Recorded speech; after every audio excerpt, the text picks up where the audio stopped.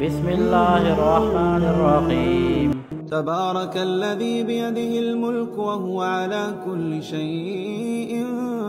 قدير، الذي خلق الموت والحياة ليبلوكم أيكم أحسن عملا، وهو العزيز الغفور، الذي خلق 7 سماوات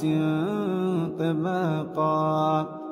ما ترى في خلق الرحمن من تفاوت، فارجع البصر هل ترى من فطور، ثم ارجع البصر كرتين ينقلب إليك البصر خاسئا وهو حسير، ولقد زينا السماء الدنيا بمصابيح وجعلناها رجوما للشياطين وأعتدنا لهم عذاب السعير، وللذين كفروا بربهم عذاب جهنم وبئس المصير، إذا ألقوا فيها سمعوا لها شهيقا وهي تفور، تكاد تميز من الغيظ، كلما